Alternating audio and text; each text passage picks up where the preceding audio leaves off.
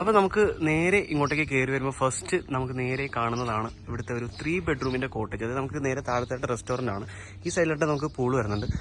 ഇത് ഒരു 3 ബെഡ്റൂമിൻ്റെ കോട്ടേജാണ്. ഇത് അത്യാവശ്യം വലിയ ഫാമിലി ആയിട്ടൊക്കെ വരുവാണെന്നുണ്ടെങ്കിൽ പൊളിക്കാൻ പറ്റിയ ഒരു കോട്ടേജാണ്. 3 ബെഡ്റൂമാണ് നമുക്ക് ഈ ഒരു കോട്ടേജിനകത്ത് വരുന്നത്. നമുക്ക് കയറി വരുമ്പോഴത്തേക്കും ഒരു ചെറിയൊരു ലിവിങ് ഏരിയ വരുന്നുണ്ട്. ഇവിടെ നമുക്കൊരു ഡൈനിങ് ടേബിളും മറ്റും ഭക്ഷണം കഴിക്കാൻ വേണ്ടിയുള്ള ഒരു ഡൈനിങ് ടേബിളും മറ്റൊക്കെ ഉണ്ട്. പിന്നെ ഇങ്ങോട്ടേക്ക് വരുമ്പോഴത്തേക്കും ഇവിടെ ഒരു റൂം. ഈ റൂമിൽ നിന്നുള്ള വ്യൂ ആ ഒരു വാലി വ്യൂ ആണ്. അത്യാവശ്യം നമുക്ക് ആ ഒരു ബാൽക്കണിയുടെ വ്യൂ വരുന്നതാണ് ഈ ഒരു വാലി ഫേസിങ്. അടിപൊളി വ്യൂ കേട്ടാ. ഇത് തൊട്ട് അപ്പുറത്തെ 2 റൂമിന്റെ ബാൽക്കണിയാണ്. അത് ഞാനിപ്പോൾ കാണിച്ചു തരാം.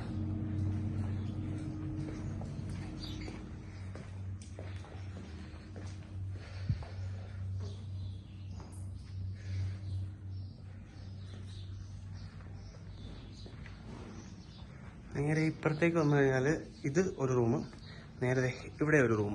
എല്ലാത്തിനും സെയിം ബാൽക്കണി വ്യൂ സെയിം ആണ്. അതേപോലെ എല്ലാത്തിനും സെപ്പറേറ്റ് എല്ലാത്തിനും അറ്റാച്ച്ഡ് ബാത്റൂമാണ്. സംഭവം നല്ല അടിപൊളിയാണ്. ഫാമിലി ആയിട്ട് വരുന്നവർക്ക് നല്ല പൊള്ളിക്കാൻ പറ്റിയൊരു സെറ്റപ്പ് തന്നെ കേട്ടോ ഈ ഒരു 3 ബെഡ്റൂമിൻ്റെ ഈ ഒരു കോട്ടേജ് വരുന്നത്. ഇങ്ങോട്ടൊക്കെ ഇറങ്ങിക്കഴിഞ്ഞാൽ ഇതിൻ്റെ ബാൽക്കണിയാണിത്.